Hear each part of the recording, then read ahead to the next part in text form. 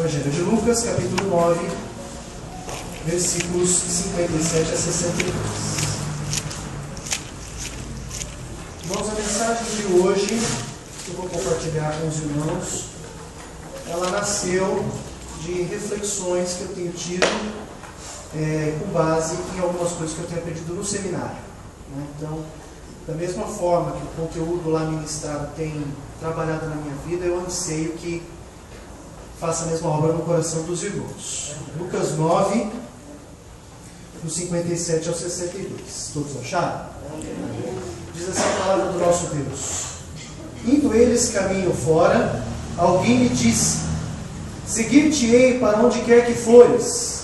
Mas Jesus lhe respondeu: As raposas têm seus covis, as aves do céu ninhos, mas o Filho do Homem não tem onde reclinar a cabeça. A outro disse Jesus: Segue-me. Ele, porém, respondeu: Permite-me ir primeiro sepultar meu Pai. Mas Jesus insistiu: Deixa os mortos os sepultar os seus próprios mortos. Tu, porém, vai e prega o reino de Deus. Outro lhe disse: Seguir-te-ei, Senhor, mas deixa-me primeiro despedir-me dos de casa. Mas Jesus lhe replicou: Ninguém que, tendo posto a mão no arado, olha para trás, é apto para o reino de Deus. Amém? Irmãos, obstáculos para o discipulado.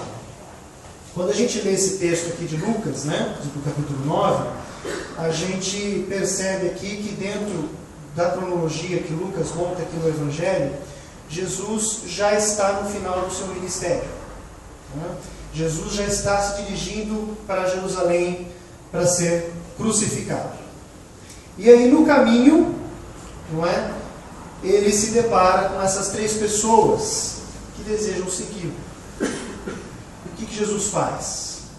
Encoraja eles para fazerem parte do grupo ali? Não. Ele os desencoraja, né? Mostrando para nós que temos agora a revelação aqui, obstáculos para o discipulado, não é?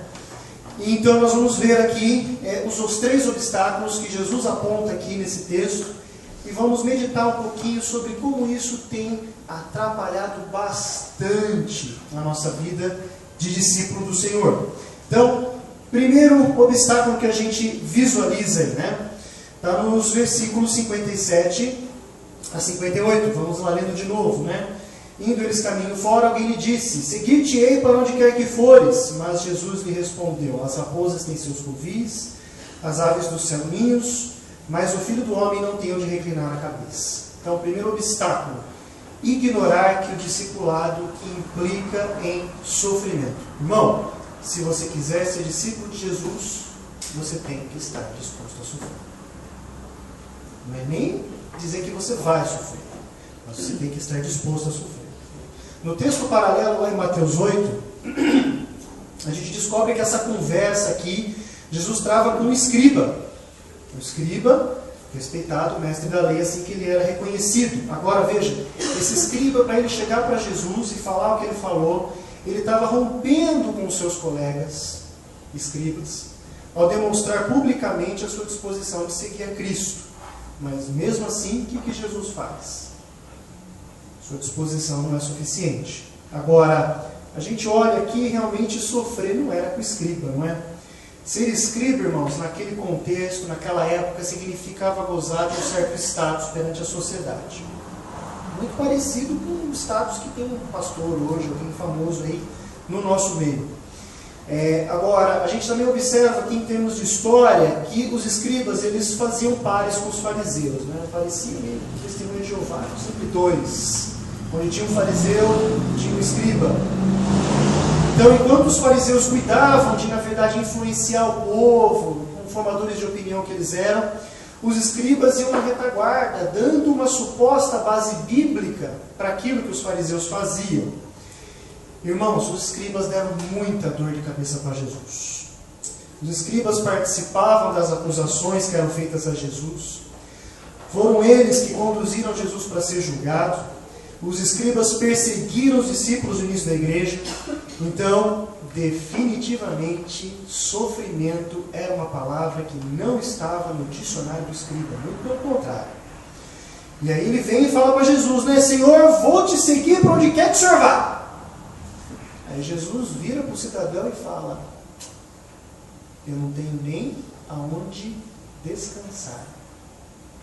Você topa? Agora, é interessante a gente observar essa resposta de Jesus, tendo em vista que no texto anterior a esse que nós lemos, Jesus foi rejeitado em Samaria.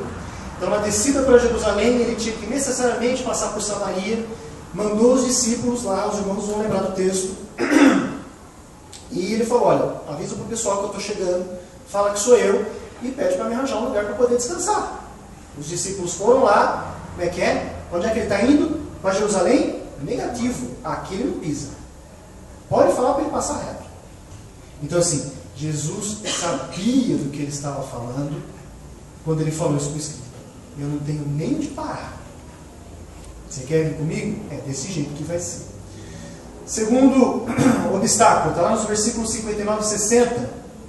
A outro disse Jesus, segue-me. Ele, porém, respondeu, permite-me ir primeiro sepultar meu pai. Mas Jesus insistiu, deixa os mortos o sepultar os seus próprios mortos. Qual é o obstáculo aí, irmãos? Ignorar que o discipulado ele tem prioridade máxima e absoluta sobre todo o resto. Na sociedade judaica, irmãos, o funeral era prioridade sobre todas as outras coisas. Todas mesmo. Imagina que o cidadão lá tinha tido um filho, estava no 7º dia, precisava levar para circuncidar. Morreu um parente, para tudo. Vou enterrar meu parente. Depois eu circuncido meu filho. E ninguém na sociedade judaica iria julgá-lo por proceder dessa forma.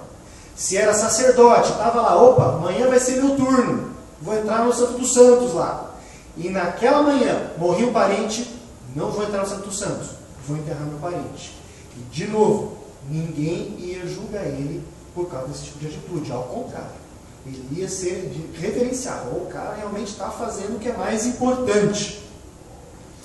E não é só na cultura judaica, né, irmãos? A gente observa ecos disso na nossa cultura. Né? Pensa bem, tem pessoas que a gente mal convive a vida inteira. Aí a pessoa morre e você fala, eu tenho que ir no funeral porque senão vai ficar chato. Aí tem essa discussão no texto, né? Se o pai aqui desse pretenso discípulo já tinha morrido ou não, é provável que não. Até porque se tivesse morrido, o cara estava culpado com o enterro do pai e não conversando com Jesus. Mas o que Jesus vem e fala? Ele revoga essa prioridade. Fala, ó, andar comigo é mais importante que isso aí. Né? O que ele está nos ensinando? Irmãos, discipulado é a mais alta prioridade na vida de qualquer um que quer ser discípulo de Jesus. Então, seguir Jesus, irmãos, é a coisa mais importante que existe. Agora, um detalhe aqui. Não confunda seguir Jesus com vir à igreja. Vir no culto é parte disso. Mas não é isso. Seguir Jesus está muito além disso. Terceiro obstáculo. Está lá nos versículos 61 e 62. Outro lhe disse, seguir-te-ei, Senhor, mas deixa-me primeiro despedir-me dos de casa. Mas Jesus lhe replicou, ninguém que tendo posto a mão no arado e olha para trás, é apto para o reino de Deus. Terceiro obstáculo, irmãos, ignorar que eu posso me distrair, até mesmo com coisas boas. Se distrair assim, me distrair do meu foco, que é seguir Jesus. Tá? Então esse é um obstáculo, ignorar que eu posso me distrair do meu foco, até mesmo com coisas boas. Né? A gente observa aqui que essa pessoa ela fez um pedido simples, né? Qual que é o problema de se despedir da família? Tem alguma coisa de errado com isso? Não tem nada, não é pecado. Inclusive a gente observa na Bíblia que tem um precedente, né? Eliseu fez esse pedido a Elias. Elias, deixa eu lá me despedir do meu pessoal lá. Depois... Elias, vai lá se despedir do seu pessoal, até para eles verem a obra que Deus começou a fazer na sua vida. Aí Jesus vem e de novo remove mais um paradigma. Né? que ele demonstra? Que o discipulado é mais importante que a missão de Elias e Eliseu e, portanto, não permite desvios e distrações. A figura do arado que ele utiliza aqui, irmãos, é extremamente apropriada. Alguém aqui já manejou o arado? Ninguém. Acho que o pastor já deve ter. Irmão Henrique manejou o arado. Irmão, se o irmão que está manejando lá e olha para trás, o que acontece? O arado, ele é o seguinte: o arado se tem que ir firme com as mãos, ele vai, se você levantar o arado, ele afunda muito no chão, os puxa. Se você apertar ele um pouco, ele sai para cima, daí os burros estão fazendo aquela força, ele caminha mais e você fica meio naquela. E se você olhar para trás, então, daí acaba. Aí desanda todo o negócio. Né? Tem um aradinho lá no sítio, lá eu vou botar no mar. Legal. Talvez na vez que a gente for lá, mostra pra gente como é que funciona. Irmãos, é isso, né? Quando o agricultor ele olha para trás manejando o arado, ele vai fazer um sulco, né? Aquele caminho debaixo da terra ali, irregular. Sabe qual é o resultado? Ele vai comprometer toda a colheita. Toda. Então, da mesma forma, o discipulado ele requer uma determinação constante de continuar seguindo a Cristo. Mas, de novo, não vamos confundir isso com vir à igreja. E uma pequena distração nesse processo vai comprometer o resultado. Você vai ser menos discípulo de Jesus se você se envolver com distrações. Ok? Agora, o termo apto aqui, ele significa útil, apropriado, algo que presta para uma certa função. Irmãos, eu acho que essa resposta de Jesus é a mais pesada das três. E justamente para alguém que fez um pedido simples para ele, que não tem nada de errado. Né? É a mais pesada. Olha, se envolver com distração te torna inútil. Você não presta para o meu reino. Agora, a gente precisa parar para pensar, né, irmãos? Ou seja, agora, o que isso tem a ver com a gente? Eu vou dar a real aqui para os irmãos. Todos nós temos problema em pelo menos uma dessas áreas. Se alguém aqui não tiver problema em alguma dessas áreas, levante a mão e eu vou conversar depois no final, porque eu quero saber a receita. Irmãos, eu tenho problema nessa terceira área, de me envolver com distração, com atividade. Né? Será que o nosso compromisso cristão ele tem sido apresentado adequadamente? Seguir Jesus, irmãos, tem um preço e ele é alto. Discipulado não é mero conhecimento intelectual, ele é relacionamento com Deus. Provavelmente o escriba deve ter achado que o seu histórico ali como profundo conhecedor de teologia tornava ele apto para o discipulado. Jesus falou negativo. Você tem que sofrer. Né? Então assim, a gente pode estar cheio de disposição, irmãos. Mas se eu não estou disposto a sofrer, Deus vira para mim e fala: sua disposição não é de discípulo. Eu não aceito. E lembra os irmãos que o sofrimento, ele não vai vir só de fora. Vai vir de dentro dos crentes, do meio da igreja também. Viver o evangelho do jeito que é para ser vivido, irmãos, é loucura para o descrente e para muito crente também. E eu vou dar a base bíblica para os irmãos. Paulo fala disso em 1 Coríntios 4. E você vê ali o contexto, ele realmente estava sendo rejeitado no seu apostolado, no seu ensino, por aquela igreja lá. Não é? Por quê? Porque ele estava vivendo o evangelho do jeito que ele deve ser vivido. E quando a gente decide no nosso coração viver o evangelho do jeito que é para ser vivido, nós vamos experimentar esse tipo de situação. Sofrimento fora e dentro da igreja. Então, irmãos, aquilo que muitas vezes a gente pode achar meio estranho, assim, tipo, isso aí faz parte da vida cristã, né? Para Deus é pré-requisito para o discipulado. Agora, a gente precisa também parar para pensar que a gente se dá muito mais liberdade para fazer as coisas do que Jesus dava para aqueles que o seguiam. E a gente faz isso achando que isso é benéfico para o reino de Deus. Mas Deus acha que não é. Então, pensando nesse padrão altíssimo, né, imagino o que os irmãos devem estar pensando aí, porque é o que eu pensei quando eu tive contato com isso aqui, quando estava fazendo a mensagem, assim, nenhum de nós está seguindo Jesus. De acordo com esse texto aqui, nenhum de nós. Mas, na verdade, irmãos, não fiquem desestimulados, por favor. Vamos encarar isso como um desafio, né, que Jesus faz aqui para a gente, para nós alinharmos a nossa vida nesse padrão. Então, assim, atrele tudo, submeta todas as coisas da sua vida ao fato de você ser discípulo, senão não vai dar certo. Então, assim, eu estou indo trabalhar, eu tenho que atrelar isso ao fato de que eu sou discípulo. Então, isso já muda um pouco a minha perspectiva. Ok, então, se eu sou discípulo, eu estou indo trabalhar, então, o meu trabalho tem que ser um meio pelo qual eu vou ser sal e luz na terra. Entendem o raciocínio? É desse jeito. Não enxergue nada, irmão, como sendo neutro, como sendo sem importância, como sendo algo assim que não fosse te afetar. Coisas bobas que a gente acha assim, nossa, isso não tem nada, vão afetar a nossa carreira cristã. E aí Jesus está revelando um tipo de segredo aqui, né? Que esse jeito de viver que parece muito rígido, muito duro, é o jeito certo de viver, irmãos. É a vida que dá certo. E a gente precisa se avaliar diante dessa realidade aqui e parar para pensar, será que eu não estou batendo cabeça demais porque eu não estou observando coisas como essa aqui? Até que ponto as lutas que a gente enfrenta não são resultado da gente, na verdade, estar ignorando esse tipo de princípio? Agora, é só a gente observar a quantidade de coisa que a gente coloca na nossa vida e que nos enrosca é enorme. É enorme. Né? E muitas vezes a gente não se dá conta disso.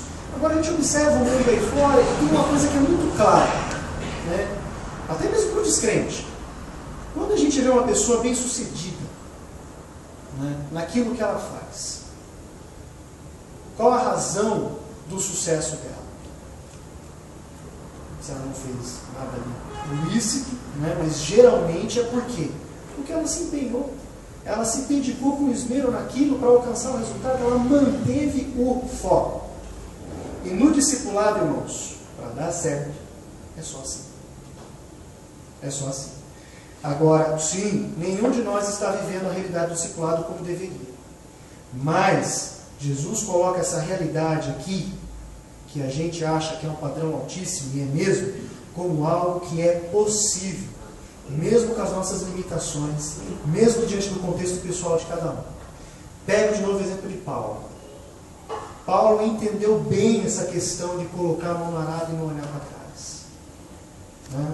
Tanto é que no mesmo texto de 1 Coríntios 4, ele, tipo, com aquela verve sarcástica que é bem típica dele, ele fala para os coríntios, olha, vocês estão, tipo, acho que vocês estão meio que reinando, né, sem a gente e tal, mas ó, se vocês acham que isso aí que vocês estão vivendo é sabedoria de Deus, então pode parar. Vocês querem saber que é sabedoria de Deus mesmo? Me imita.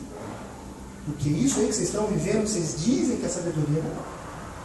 Então, Paulo é alguém que acho que chegou bem perto disso aqui. E não só ele, irmãos.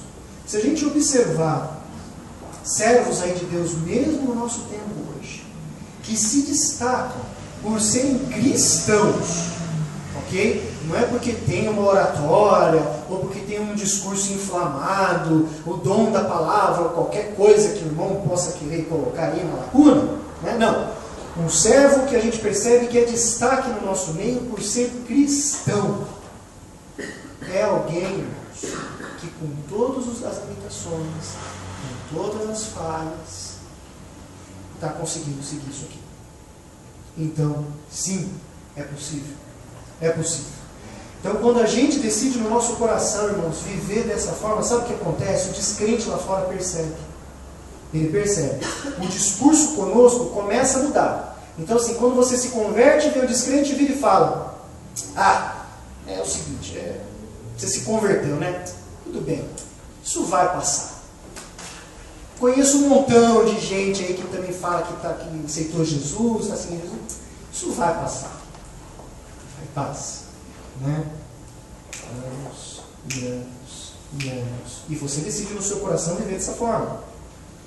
Aí o descrente vai chegar para você uns 10 anos depois, vamos supor, e vai virar e falar assim, olha, eu achava que você era fanático. Eu continuo achando.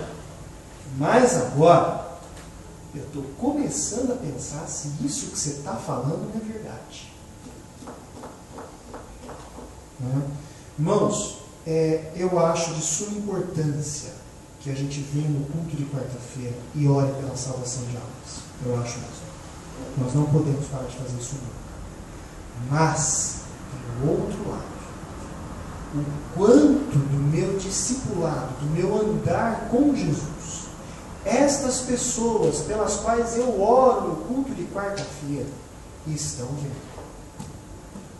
Não é maravilhoso, irmãos? Eu não sei. Pessoalmente, para mim, sim, é maravilhoso vir uma pessoa e falar assim, olha, eu achava que você era fanático, eu continuo achando, mas eu estou realmente considerando isso aí que você está falando. Estou considerando. Né? Irmãos, quando a gente ouve isso, é motivo de regozijo. Nós estamos fazendo aquilo que Deus mandou a gente fazer. Ah, mas se o cidadão não se converter, o problema é do cidadão. Eu estou fazendo o papel de discípulo, tanto é que ele está notando diferença. Então assim, o mundo está notando diferença na nossa vida. Irmãos, a gente não pode deixar as pessoas acreditarem que cristianismo é apenas uma opção de vida. Não, é uma necessidade. Aceitar Jesus, assim, o cara vai resolver todos os problemas da vida dele. A vida dele vai estar resolvida se ele aceitar Jesus. E às vezes a gente coloca até no nosso evangelismo uma coisa meio assim, tipo, não de necessidade, mas uma opção.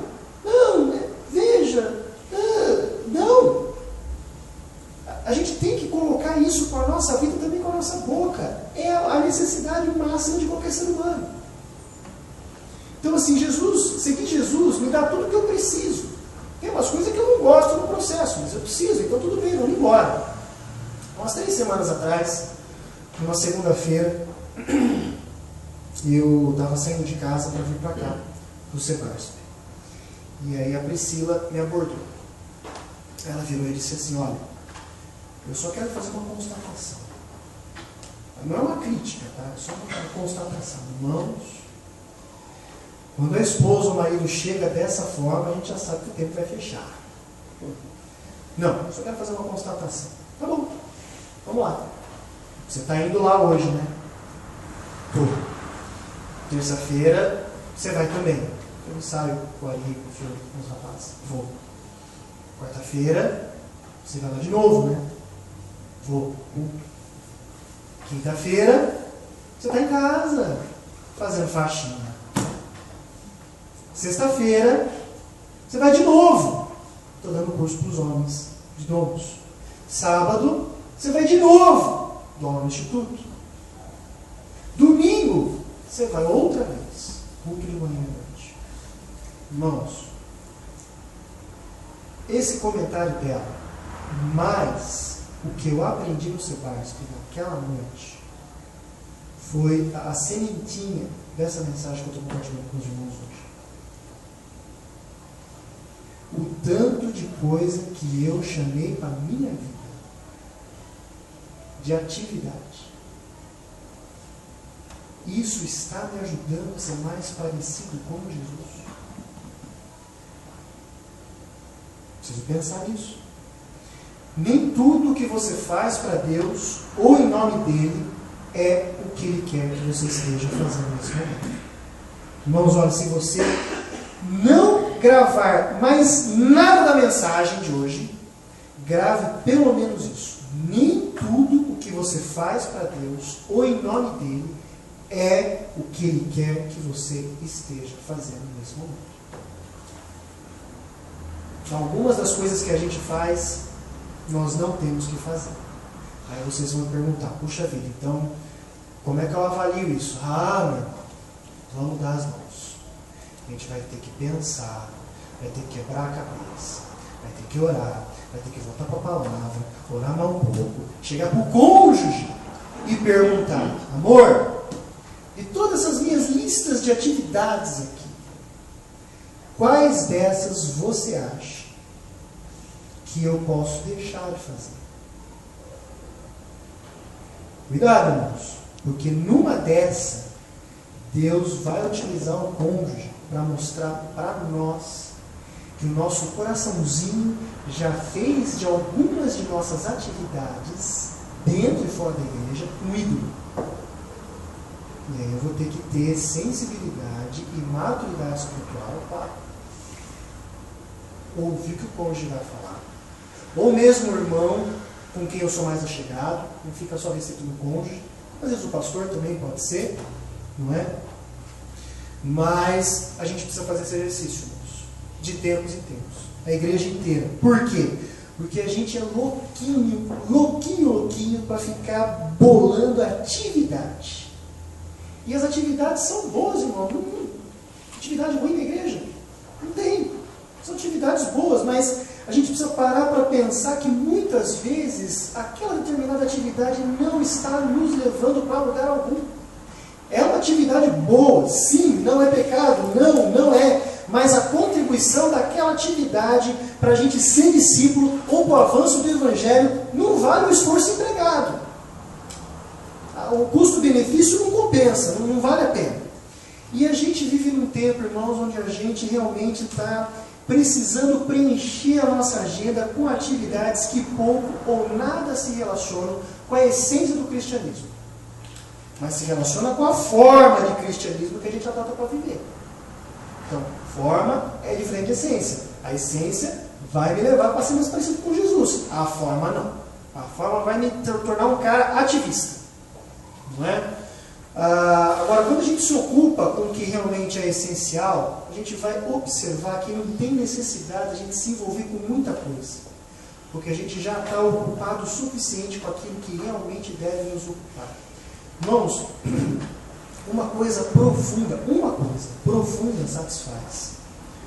Quantos pratos de feijoada os irmãos precisam comer para ficarem até aqui? Eu posso comer 2 pratos e eu já vou estar sendo guloso e já estou assim, ó, chega, eu não vou nem jantar. Agora, pega um pacote de bisnaguinha. Irmãos, tem coisa que eu gosto é bisnaguinha. Um pacote de bisnaguinha eu detono sozinho em 10 minutos. Agora, pergunta se ao final desse pacote de bisnaguinha eu estou satisfeito. Não. Eu preciso comprar um outro pacote. E outro pacote. E outro pacote. Então, uma coisa profunda satisfaz. Uma coisa rasa, eu já vou ter que ter em maior quantidade para me satisfazer. Então, assim, cuidado. Veja se você não está envolvido com muitas atividades. Porque se você estiver, muito provavelmente, você não está ocupado com o essencial. A gente vive inventando coisas que, no final das contas, irmão, no final da equação, atrapalham o nosso discipulado. E, nesse sentido, textos como esse aqui servem para a gente voltar e olhar e falar assim: gente, como é que Jesus vivia com os discípulos aqui? Né? Eu tenho que adaptar isso para a minha realidade e seguir isso aqui. Né? A gente tem que entender e reconhecer que a gente inventa esse montão de coisa para suprir uma carência que a gente tem, irmãos, que só vai ser suprida em seguir a Cristo na simplicidade que ele coloca nesse texto aqui. São coisas boas, aquilo que eu acabo inventando para mim, mas vão me tirar tempo e energia e vai virar prioridade na minha vida. Principalmente se eu utilizo muita energia para fazer aquilo. Né? Por que isso? Irmãos, eu tenho uma quantidade de tempo e de energia que eu posso gastar por dia. Então, para pensar, não dá para, na verdade, direcionar esse tipo de recurso para coisa que, na verdade, não vai me fazer mais parecido com Jesus. Não tem como. Né? Agora, também a gente tem que tomar cuidado que tem fases na nossa vida em que a gente precisa se envolver mais e aí, obviamente, o número de atividades vai aumentar. Mas isso é fase. Quando o cônjuge ou algum irmão próximo chega para você e fala, então, é só uma constatação, que nem a Priscila fez comigo, das duas uma, ou a sua fase já virou rotina, ou está perigando virar rotina. Então, quando vem esse alerta, irmãos, Deus vai colocar pessoas na nossa vida para esse alerta. Quem aqui é casado tem no cônjuge essa pessoa. Então, assim, o cônjuge vai ficar no seu pé para te avisar, vai ser instrumento de Deus na sua vida para te avisar quando você estiver se envolvendo com coisa. Isso, assim, irmãos, dentro e fora da igreja. Ok? Porque também vai ter gente que vai falar, então eu não vou fazer nada na igreja, vou ficar só em casa, vou ficar com a família. Vai mesmo? Não vai. Então, assim, equilíbrio aqui é a chave do negócio. Irmãos, essa luta vai acontecer o tempo todo. A gente só vai se livrar dela quando a gente for glorificado. Não é? Mas cuidado se você perceber que você não liga mais para essa luta. Você tem que olhar para si mesmo, observar, analisar a sua vida e ver se essa luta é uma realidade na sua vida. Se for, ótimo, beleza, porque é isso mesmo. Agora, se você percebe que você já está meio cauterizado, indiferente com isso, cuidado.